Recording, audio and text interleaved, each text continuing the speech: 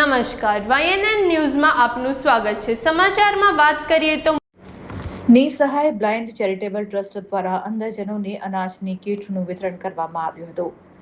વડોદરા શહેરમાં કાર્યરત નિસહાય blind charitable trust દ્વારા દર મહિનાની જેમ આ મહિને પણ સેવાકીય પ્રવૃત્તિ અંતર્ગત 60 જેટલા અંધજનોને જીવન જરૂરી અનાજની કીટનું વિતરણ કરવામાં આવ્યું હતું। આ સાથે જ એક દાતા પરિવારના સભ્યની પુણ્યતિથિ નિમિત્તે પ્રજ્ઞાચક્ષુઓ માટે ભોજનની વિશેષ વ્યવસ્થા કરવામાં આવી હતી। ટ્રસ્ટના પ્રતિનિધિએ જણાવ્યું કે આગામી સપ્તાહે અંધજનો માટે બગદાણા પ્રવાસ અને ત્યારબાદ દિવ્યાંગ બાળકો માટે શૈક્ષણિક કીટનું વિતરણ કરવામાં આવનાર છે।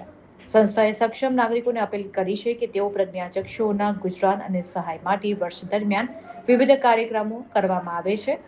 ત્યારે વધુમાં મિતુ રાવલે વિસ્તૃતમાં જાણકારી આપી હતી। રિપોર્ટર રાહુલ રાજપૂત। નિસહાય બ્લાઇન્ડ ચેરિટેબલ ટ્રસ્ટ દ્વારા વિવિધ કાર્યક્રમોના ભાગરૂપે જલારામ મંદિર માજલપુર ખાતે અનાજનું 40થી વધુ કીટોનું વિતરણ કરવામાં આવે છે। જે ઉપરાંત 60થી વધુ અંધ વિકલાંગોને જમવાની અહીંયા વ્યવસ્થા કરવામાં આવી છે। ભવિષ્યના કાર્યક્રમમાં અમારે જુલાઈના અંતમાં અયોધ્યા તથા આ લગભગ મેના અંતમાં સ્કૂલ બેગો તથા બુક્સનું વિતરણ કરવામાં આવશે।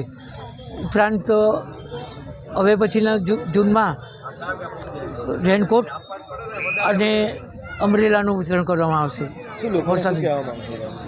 સમાજે આવા કાર્યક્રમોમાં રસ લેવો જોઈએ અને હું એમ નથી કહેતો ધાર્મિક કાર્યક્રમોમાં રસ ના લો, પણ ધાર્મિક કાર્યક્રમો કરતાં આવા કાર્યક્રમોમાં રસ લઈને યોગદાન આપે પોતાનું આર્થિક કે ચીજ વસ્તુઓનું, તો અંધ વિકલાંગ પરિવાર સુખી થાય અને એમને પરિવારને એક આશ્રયદાતા મળે।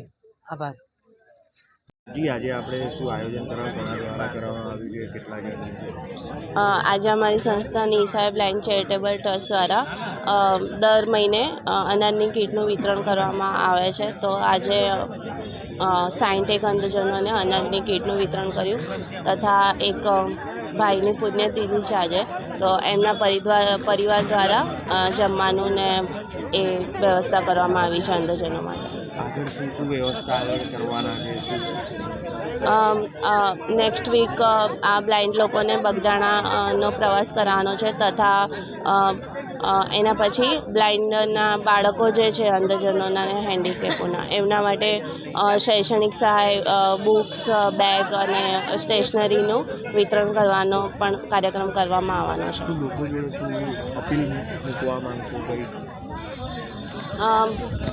જે પણ લોકો જે પણ સહાય કરી શકતા હોય એ લોકોએ આવા લોકોનું સહાય કરવું જોઈએ, કારણ કે એ લોકો કંઈ કરી નથી શકતા, તો આપણા દ્વારા થોડી ઘણી મદદ કરીને એમનું ઘર ચાલી શકે છે। તો આવી રીતે બધાએ મદદ કરતી રહેવું જોઈએ।